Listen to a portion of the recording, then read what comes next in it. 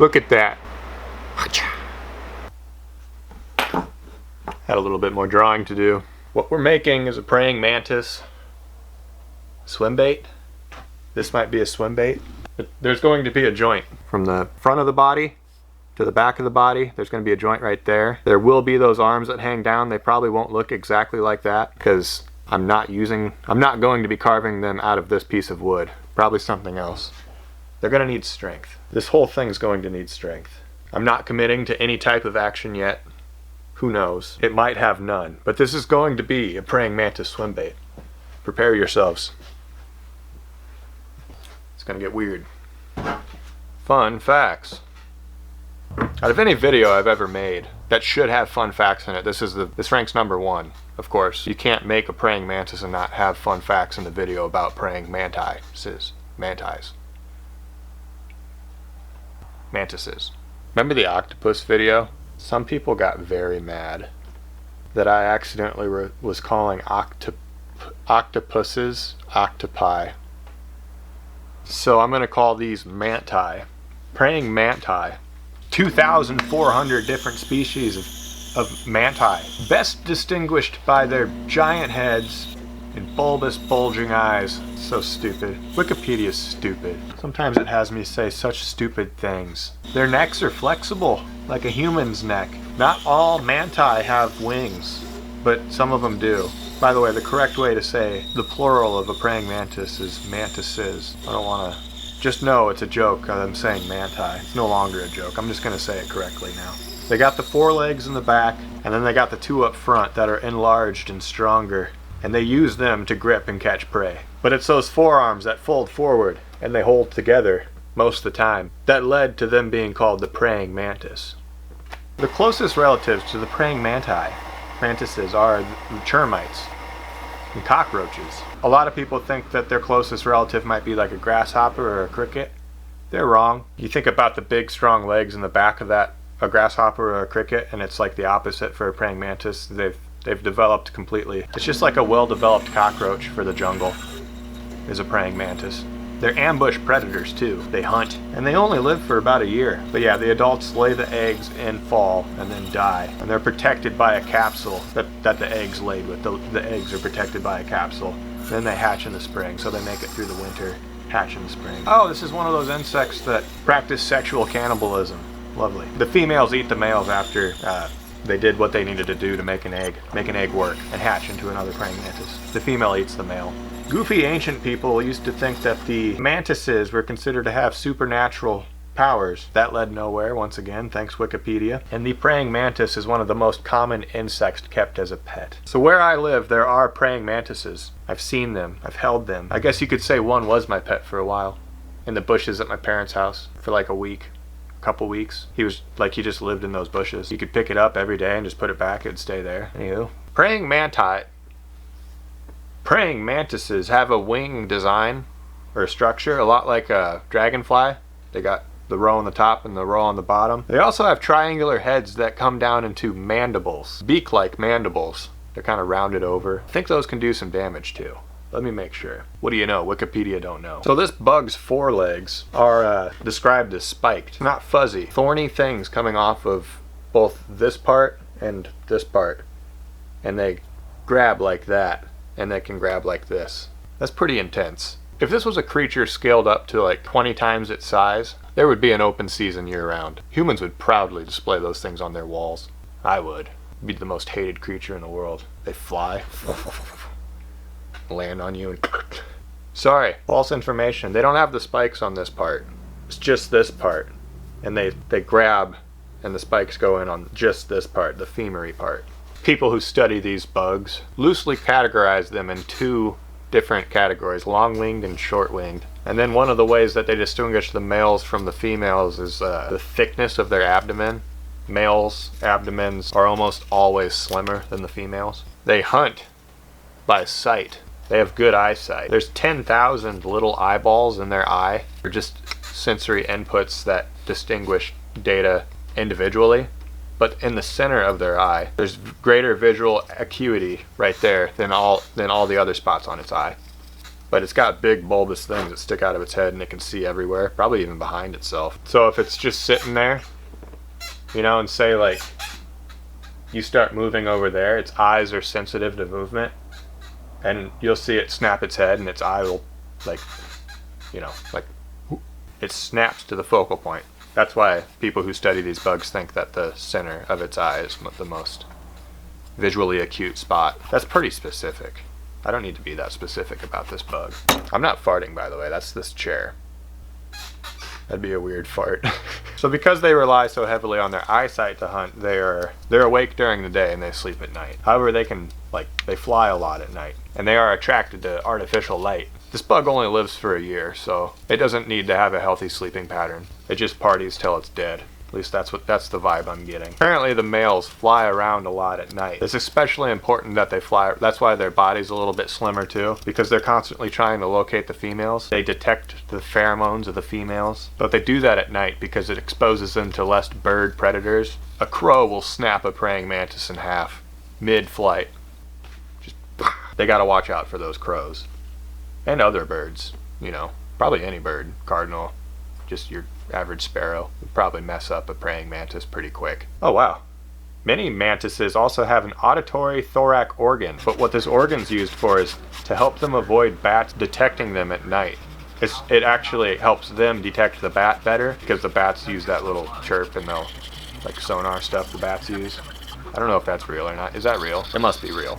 Because it says it in Wikipedia right here. But they'll hear a bat coming before it's there in the dark while they're flying around looking for the females. That's also pretty intense. So what else eats them? Frogs, lizards, birds, and vertebrates such as spiders. That'd be quite the spider. Hornets, large species of hornets. Like they can be green or brown just depending on the environment. That's, you know, gray, green, brown. Those are the colors for a praying mantis. Never mind, there's a species in Africa that is black. Just happens to be black, but it's after a molt where they shed, and it has to be at the end of a dry season that a praying mantis is black in Africa. But that actually, wow, that's impressive. It happens at the end of a dry season, which most of the time in a dry season a brush fire will occur, and then they can blend in better with the fire ravaged landscape. That's insane. Fire manialism. So if you start threatening a praying mantis,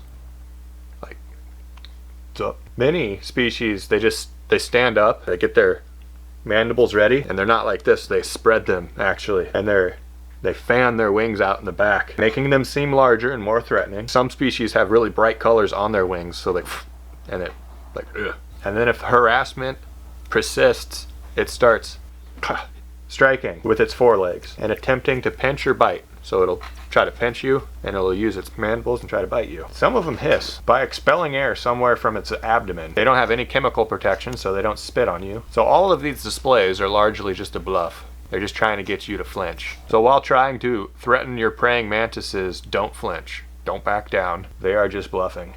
Let's move on. And by move on, I mean let's end these fun facts, because that was it. Will a fish eat a praying mantis? You betcha. I bet. Of course. I mean, I've seen bass eat a baby wood duck. I've seen it. Fun facts are over.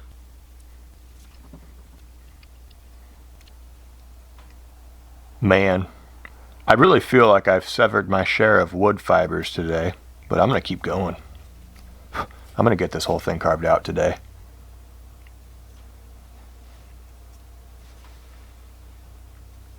It is really striking me as a praying mantis, though.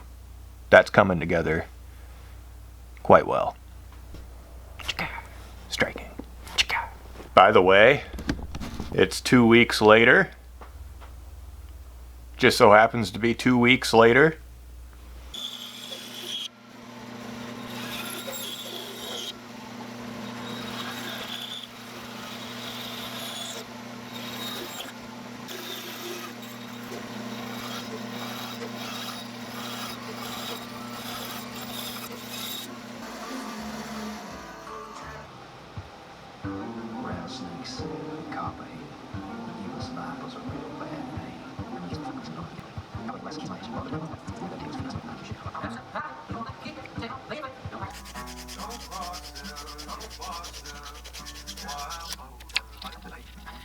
That was a pretty finicky piece to get right.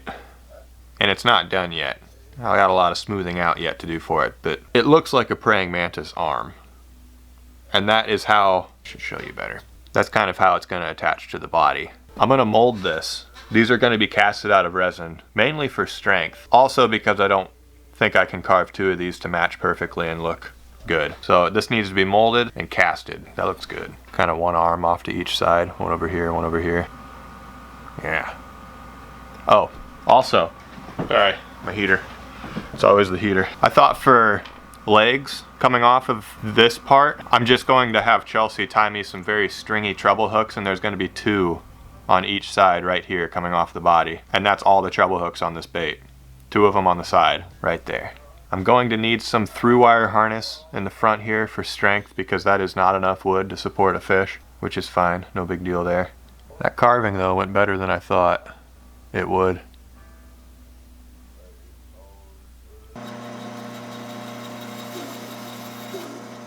I'm probably going to just round this edge off, and I'm going to clean this section up to where you see where that V is right there.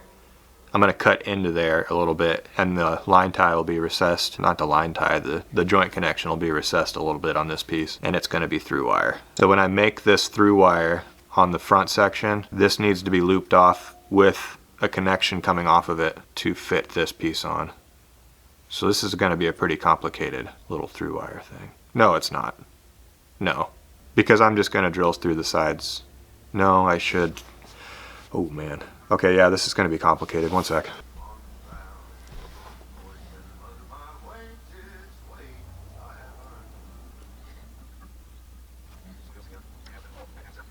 That was the complicated part of the through wire, because it's got to go inside of this piece, but still I need the ends for the arms. That worked out pretty smooth though. Yeah, I still needed the joint connections to attach the arms too, so I had to like cross it like that. I think that'll work though. And then the rest is going to run down the neck and end over here, and I need a joint connection off of that too, so I need to make those joint connections right now. One sec. Ooh.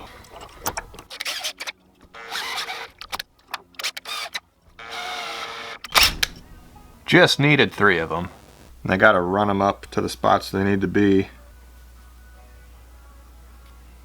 Snippy, snippy.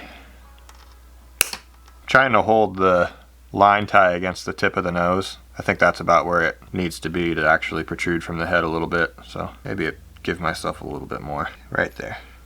Make the bend, there's no going back. Am I bending the right way? Bent. I bent it. Now I have to cut some stuff. And this slot is going to be finicky to cut. Try to get it straight. I think I can get it in a straight line. Okay. Whew.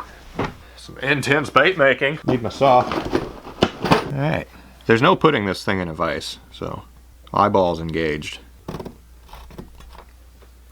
Wow, that was off.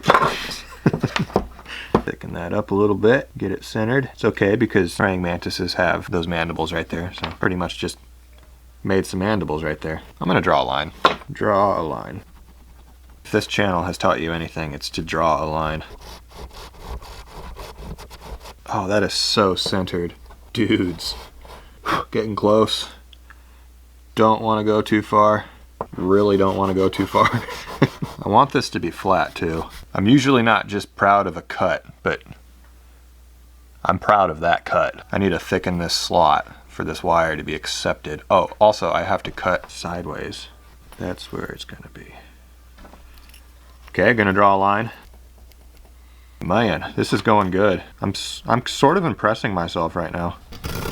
This slot needs to be thicker than just a wire slot because there's the bending and stuff. There's that like intersection of wire that ended like it's a bit thicker than just a straight wire. So making a slot right here.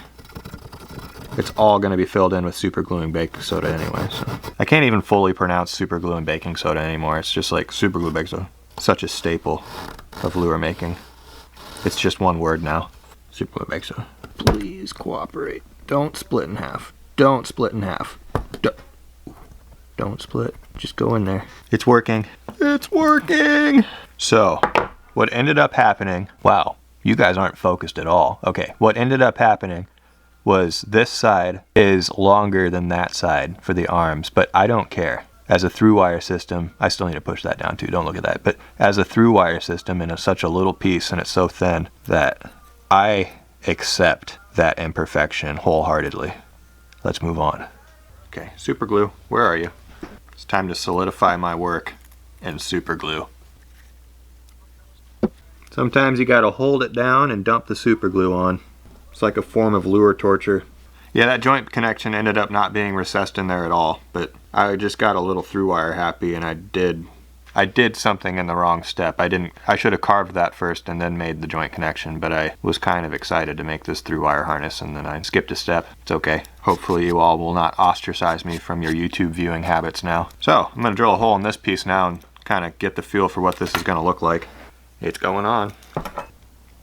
I don't know why that's sitting that way, but it does. Oh, never mind. There we go. There's the connection. It's a little long. Let's get real. That's long, but I don't care. God, I care. It's fine. I think once the clear coat and everything goes on here, it'll, like, those pieces will look closer together. I'll just make sure to dab some clear coat on that long piece there and shorten it up a little bit. That'll make it look fine. Then the arm. I think I'm going to drill a hole in this arm and see what it looks like. I gotta be careful with this piece. Whoop! Don't worry, nothing bad happened. Pliers just slipped. Whew! Look at that. Achka! Dang. This is gonna be my best lure yet. I am looking forward to the finished product of this thing. Anyway, get some lead in the belly. The lead's going in the back piece.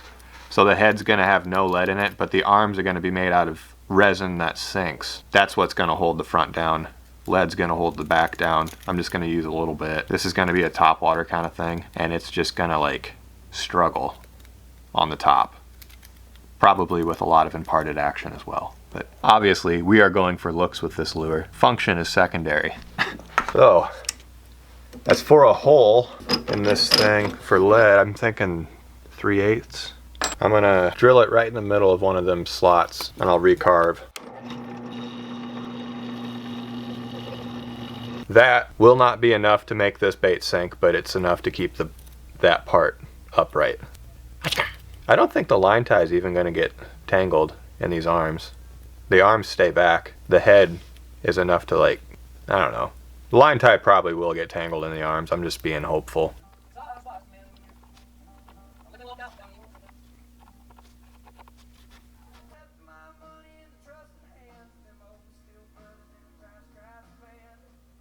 Well, it's hot. Hot, hot, hot.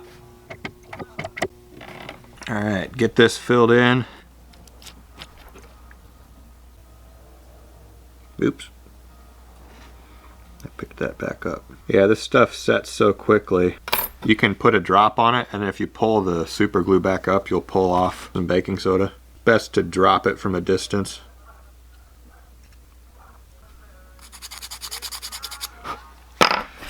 Boom. Time to seal this wood. Lobster's pretty much done too. It's getting shiny. That'll go in a mold soon. Standard sanding sealer from Minwax.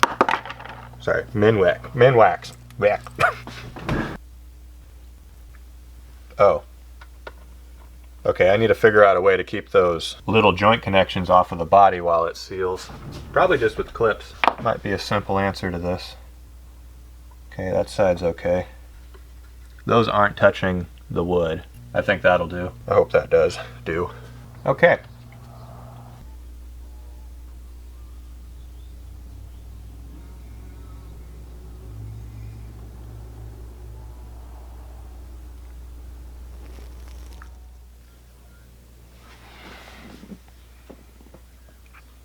Man. It's cheesy to say, but I can't wait for part 2. Get on the painting that thing. On to the next bait. I'm just gonna keep saying on to the next bait. I know it's gonna be the same bait, but that's my catchphrase. On to the next bait. Prepare yourselves. Don't flinch. Don't back down. Super glue makes a... Okay. Whew. That led nowhere once again. Thanks, Wikipedia. Just happens to be black. Some people got very mad. One sec. Super glue, where are you?